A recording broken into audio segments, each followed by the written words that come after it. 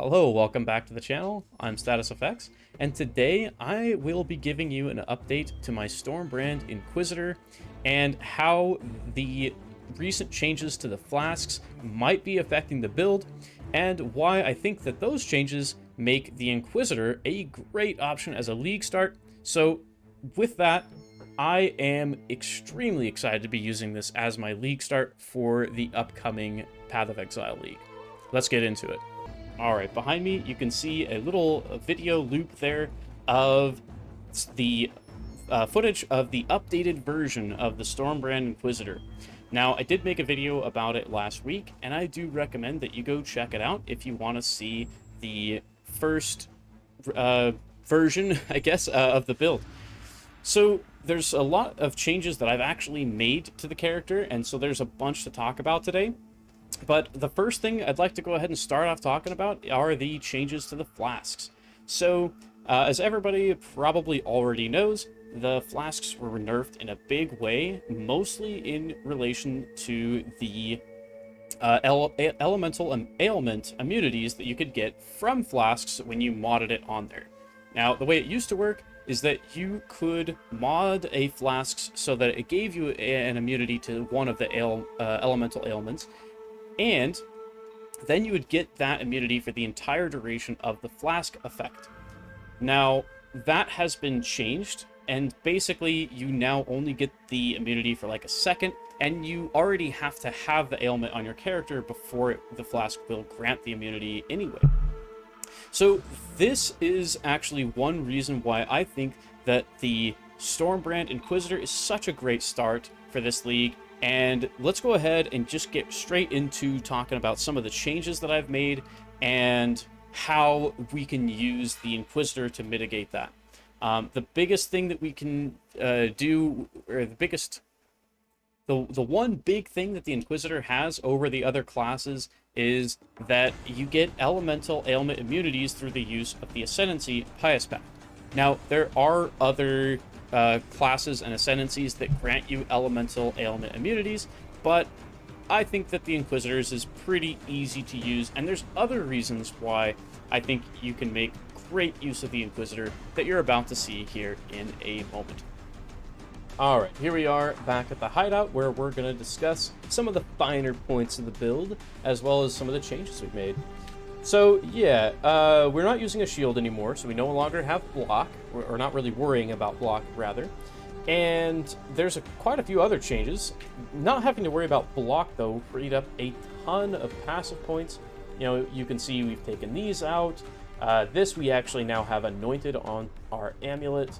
We don't have the life and mana nodes here, which doesn't relate to block in any way, but we don't have these anymore, and instead we went this way, which actually frees up 2 passive points here.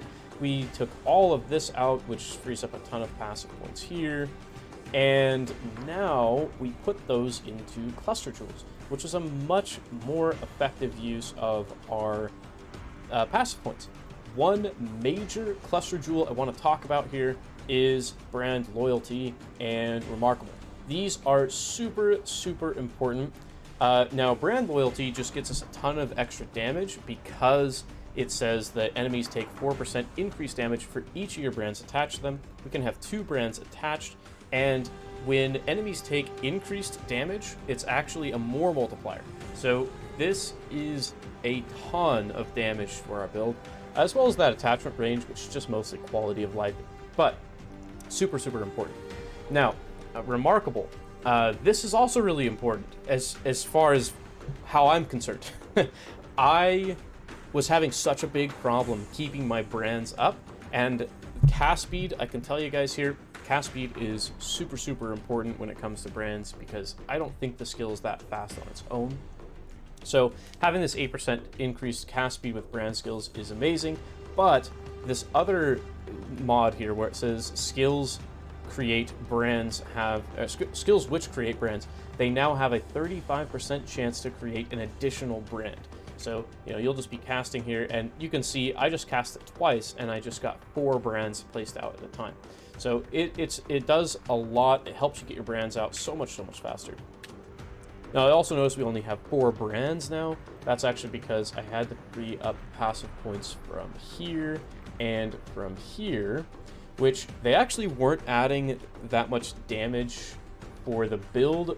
Really, all they were doing is help keep your damage uptime, and they were letting you cast an additional brand, which doesn't really help you when it comes to bosses, because you can only have 2 brands attached anyway. So, 4 brands is plenty.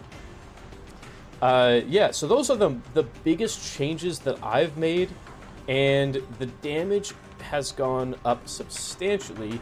Also, just the quality of life, and our clear speed's actually gone up too, even though we don't have as many brands. You go into a map, you run through it, you're dealing so much damage that it does, having 6 brands is not really going to help you if your damage isn't high enough. So scale your damage first, and then try to get the extra brands if you can. The leveling process for us is going to look a little something like this. We will be using Holy Flame Totem and Flame Wall, as well as Purifying Flame, to level us through all of Act 1. And then at the end of Act 1, you do pick up Stormbrand, but we're mostly going to be picking that up just to level with it. When we get into Act 2, near the end of Act 2, we're going to be taking Brand Recall. But again, it's mostly just that we need to level. And then starting in Act 3, we can switch into the main skills for the build, which will be Stormbrand and Brand Recall. I'm going to be picking up Battle Mage's Cry as soon as possible, because I really want to try that skill out. At the end of Act 3, we will have our Battle Mage, which will be picking up a big 2-hander, most likely, to use with that. And then maybe, Battle Mage's Cry, and start playing around with linking that to Stormbrand and Brand Recall, and just kind of see what we can figure out. See if it's any good. But that is pretty... Oh, and I also want to say in Act 2, when we get there, we'll likely be picking up a couple of scepters, and then crafting using a vendor recipe. We're going to craft on a fire damage to spells, and then in Act 3, we'll be crafting probably those same scepters, or maybe better ones, into a added lightning damage to spells instead. So, if you don't know how those recipes worked, I actually have a Templar leveling guide on the channel as well. You can go check out that. But that's pretty much all there is to it. It should be a pretty simple process. That's all I have for you today. So consider checking out my Discord if you want to leave me a message, or if you have any other questions, you can also just comment on the YouTube video. I do check those and try to respond to each and every one. You can also catch me on Twitch streaming. If you have any questions, you can ask those there on the Twitch channel. And consider subscribing so you can be notified when we come out with the next video, which will be possibly the paste bin for the build after we look at the patch notes. I'm gonna hold off on putting my Path of Building paste bin in this video, because I'm just not ready to put it out there yet. not quite yet. Either way, you guys have a great day, and we will catch you on the next video.